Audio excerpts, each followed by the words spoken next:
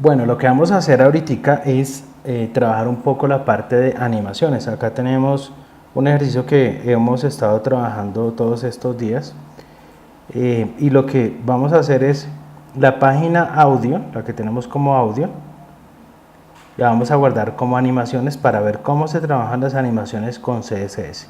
Entonces sencillamente le vamos a decir aquí animaciones, ¿sí? Para tener pues una página donde vamos a estar trabajando esas animaciones. Y pues por acá teníamos una clase activo, que es la que nos indica que el botón está presionado. Voy a darle clic derecho y vamos a estarlo abriendo por acá en Chrome. ¿Listo?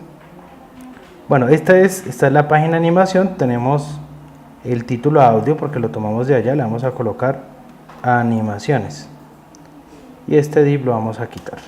¿Listo? Entonces vamos a estar trabajando ese tema de las animaciones. Esta sería como la explicación básica. Más adelante vamos a hacer otro ejercicio ya independiente con un poco más de detalle en cuanto al tema de los elementos, pero aquí vamos a hacer algo básico. ¿Listo? Entonces primero vamos a entender lo siguiente. Cuando nosotros vamos a trabajar animaciones en CSS, estamos hablando de CSS 3. Esas animaciones utilizan un pseudoselector que se llama @keyframes. Se parece un poco a otros pseudoselectores como @media, @fontface, @page. Sí, hay otros de este mismo estilo en CSS. Pues este es @keyframes. ¿Listo? ¿Por qué keyframes? Pues esta es una palabra que traduce fotogramas clave. Y tú sabes que cuando uno está haciendo animaciones uno utiliza fotogramas clave. Si está trabajando en Animate CC, en Premiere, en After Effects, si estoy haciendo animaciones en Photoshop, todos esos programas y otros programas de 3D también, etcétera, todo lo que sean programas de edición de video, de animación, siempre utilizan esa metáfora de fotogramas clave. Entonces CSS pues también utiliza esa metáfora.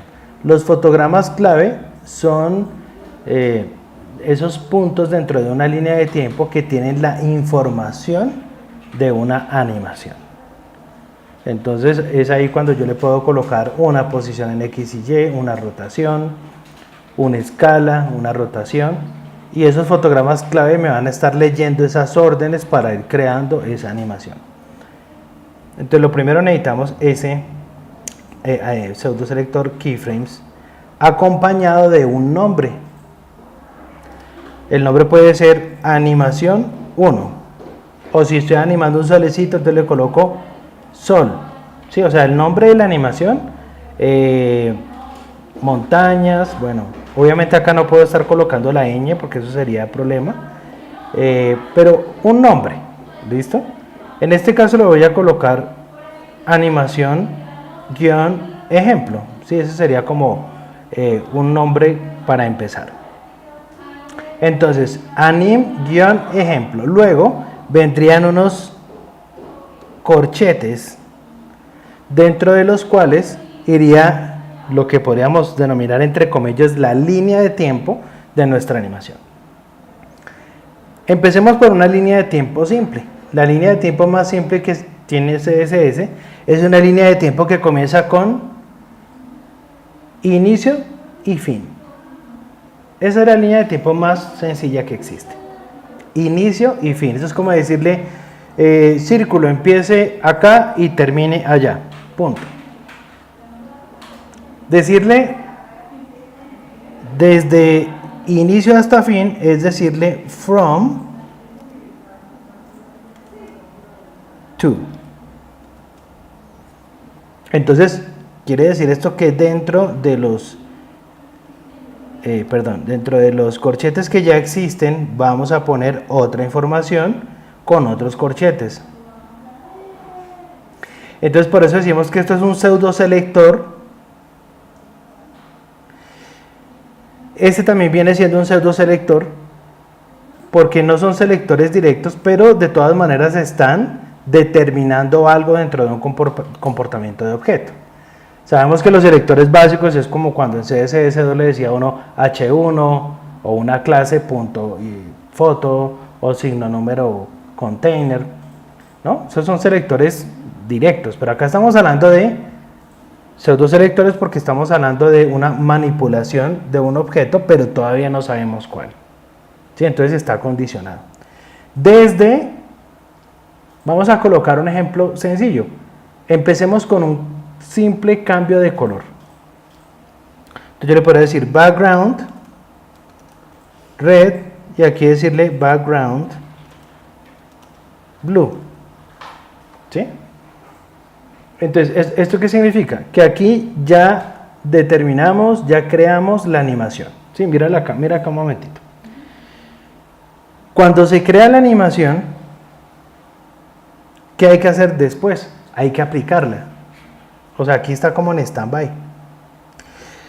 Está como en stand-by. ¿Dónde la aplicaríamos? En un div, en un h1, en un formulario, en un section, en lo que sea. Donde necesitamos esa animación. O si ya son en objetos, en un SVG. Bueno, aquí lo que vamos a hacer es, voy a copiar esta línea de código y dentro del documento de animaciones lo voy a colocar en una etiqueta style para hacer un estilo incrustado. Y ahí pegamos ese código. Entonces, algo que es muy importante aquí, puede que el @keyframes necesite prefijos.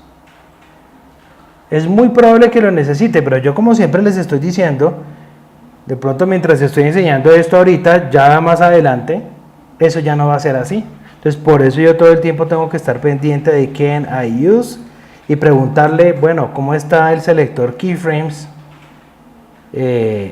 ahorita mismo? ¿Sí? Digamos que el soporte está, no digo que no, pero eso no significa que no necesite prefijos. De repente tú lo ves en Safari y no anda bien, en alguna versión de Safari en iPhone, en alguna versión de Safari de alguna versión de iPhone, en iPhone 4, 5, 6, 6 Plus, 7, hay que probarlo en todos esos dispositivos, en el Chrome, en el navegador de Android, en los celulares, en las tablets, o sea, en algún momento podríamos requerir de los prefijos. Y si se llegara a necesitar esos prefijos, se escribirían así: @webkit-keyframes. Y yo colocaría aquí las órdenes, bueno, en este caso sería esto. Pero si esas órdenes llegaran a tener, por ejemplo, un transform, un transition o alguna propiedad de CSS3 que también requiriera de prefijos, en este se pondrían solo los de WebKit. ¿Vale? En este se pondrían solo los de WebKit. En otro se pondrían los de Moz. En otro se pondrían los de KHTML. O a veces solamente necesitamos, es decir, podemos tener solamente problemas en alguno de estos. Entonces de pronto yo solamente coloco el KHTML y ya los otros no los necesité. Bueno, por eso toca estar viendo los celulares, hay que hacer la prueba para estar seguro. Sí, porque digamos en la pantalla pues lo vamos a estar viendo en Windows, en el Safari del Mac, en el Chrome del Mac, pero pues digamos que la parte más delicada siempre va a ser en los celulares. Bueno, pero voy a dejarlo sin prefijos, o sea, eso solamente te lo hago saber porque pues obviamente en un trabajo eso hay que tenerlo en cuenta, pero pues eso significa que tengo que estar repitiendo todo y pues obviamente que hay páginas en internet, ¿no? Para que sepas que te ayudan a escribir los prefijos. Bueno, vamos a decirle aquí que esa animación se la vamos a aplicar a un div. Vamos a ir por acá a esta sección del contenido, vamos a crear un div y ese div le vamos a colocar ID cuadro.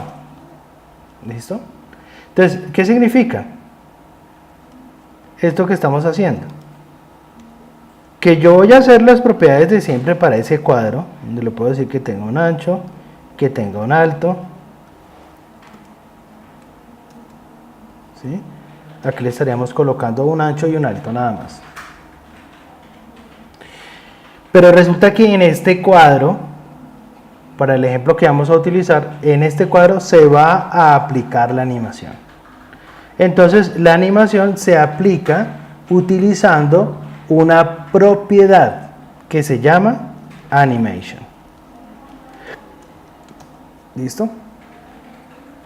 Y dentro de esa animación podemos colocar el tiempo. Se parece mucho a lo que hicimos con las transiciones. Voy a recordar un poco acá. Mira acá un momento. Acuérdate que cuando hacíamos las transiciones, entonces decíamos que había una rotación, podría haber un skew, una escala, y hay una animación que tiene un tiempo, que tiene una aceleración, que tiene una serie de propiedades en específico que yo quiero que haga esa transición. Pues digamos que algunas de las cosas que se trabajan con las transiciones las recoge también la propiedad animation, o sea, las usa también. Entonces puedo colocar un tiempo, ¿sí? Obviamente que, eso también quiero que lo entiendas, yo tengo propiedades para cada una de las características de la animación. Una propiedad para el tiempo, una propiedad para la aceleración, una propiedad para la repetición, una propiedad para el nombre. ¿A qué me refiero con esto? Que yo no necesito colocar todas esas propiedades si es que yo puedo agruparlas con la propiedad animation. Si yo me metiera aquí a la página de la W3C, ¿sí? O seguramente si coloco aquí animation CSS, casi siempre lo primero que sale es W3 Schools, ¿sí? Tú puedes darte cuenta, pues un poco sobre lo que estamos hablando acá, ¿sí? Y aparecen, esto es lo que te estoy diciendo, mira, animation duration, animation name, acá hay dos ejemplos, y hay otras propiedades que aplican para esto. Esta, mira, animation iteration count, animation direction, ¿vale? Entonces, ¿qué es lo que quiero significar con todo esto? Que no necesitas escribir todas esas, si las puedes agrupar en solo la propiedad animation. Entonces yo le puedo decir, quiero que dure un segundo, quiero que sea infinite, eso significa que sea como un bucle, un loop. Le puedo colocar el nombre, ¿cómo se llama? Anim-ejemplo. Le puedo colocar una aceleración, por ejemplo, linear, ¿cierto? Entonces acá le estamos diciendo tiempo, cantidad de veces de repetición, le podría decir 1, 2, 3, 4, 5, 6 o infinito. Obviamente tengo que colocar el nombre de la animación y la aceleración, que al igual como ya lo habíamos visto en transition, se puede utilizar el ease in, ease out, easing out, ¿no? Y ese tipo de aceleraciones las podemos nosotros también ver acá en esta página, ¿cierto? Las podemos buscar y seguramente que aquí va a aparecer, ¿no? Aquí está la propiedad delay, animation delay, que es un retardo. Sí, digamos que acá aparece toda esa información, ¿sí? Ya más detallada sobre cada uno de esas propiedades, ¿vale? Aquí puntualmente no estoy viendo las aceleraciones, no veo que estén por aquí, pero para que recordemos un poco, ¿no? Estaba la aceleración is in, is in out, y hay uno que se llama cubic Bezier, y esto ya es más sofisticado porque es una curva de aceleración, como cuando uno está en After Effects, como cuando uno está en Animate, que uno hace una curva de aceleración. Eso también se puede hacer en CSS, ¿no? Entre otras cosas, hay una página que es la página de Caesar,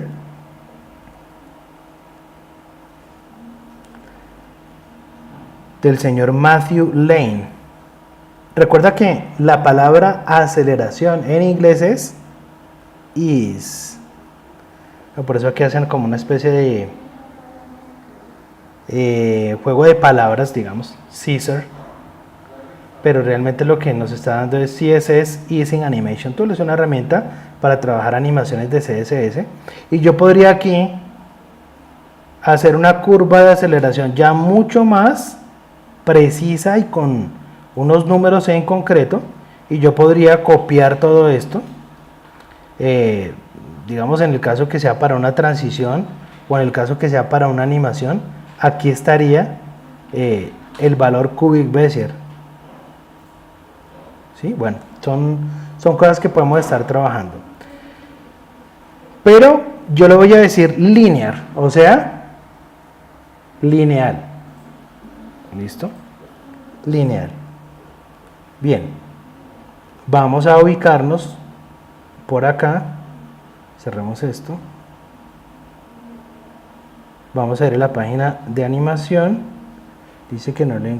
es que yo le puse fue animaciones. Voy a decir aquí, guardar como animación. Listo. Refrescamos. Ahí está. Mira cómo ya se está viendo esa animación. Voy a colocarle un poquito más de tiempo. Puede ser 2 segundos. ¿Sí ves? Entonces ahí ya podríamos decir que se entendió la animación. Ya el documento acaba de entender la animación. ¿Sí estamos entendiendo? O sea, pues digamos que es relativamente sencilla la lógica. Creo la animación y la aplico. Entonces, otra cosa que podemos entender de esto es que esta animación tiene un tiempo variable. Porque uno le dice comience y termine. Ok. ¿Quién determina el tiempo? La propiedad animation. O sea, que tú puedes tener varios elementos. Puedes tener un div, aparte otro section, puedes tener, bueno, no sé, un H1, cualquier elemento, una imagen, y colocarle una animación, pero cada vez que se coloque puede tener características distintas. Tú puedes aplicar una animación con 2, la otra con 3, la otra con 10, y es la misma animación, pero se va a ver distinto. Obvio que esto es un ejemplo muy básico, pero ya cuando uno hace una animación un poquito más elaborada, uno se va a dar cuenta que puede hacer muchas cosas con una sola animación. Bueno, vamos a ver la otra forma de determinar la línea de tiempo, el @keyframes, dentro de una animación CSS. Una es, como ya dijimos, con from y to. Voy a colocarle comentarios. La otra es utilizando porcentajes. O sea que podemos colocar 0% y ponerle, por ejemplo, background red. Podemos colocarle 10% y que en el 10% del transcurso o en el 10% del tamaño, podríamos decirlo, de la línea de tiempo, se vuelva color azul. Que en el 50 o en el 40% se vuelva color amarillo. Que en el 60% de la línea de tiempo se vuelva naranja, etcétera. Vamos a colocarle acá otro colorcito. Que se vuelva fucsia. Que se vuelva blanco. ¿Sí? Cuando llegue a 100. Entonces la misma línea de tiempo ahora tiene más órdenes. O sea, visto de otra manera, la línea de tiempo de CSS puede tener hasta 101 fotogramas clave. ¿Por qué? porque yo puedo darle órdenes desde 0% hasta 100%, lo cual creo que es suficiente para hacer una animación. Vamos a decirle aquí refrescar y estamos viendo más colores. Voy a colocar un poco más de tiempo, pongámosle 5 segundos.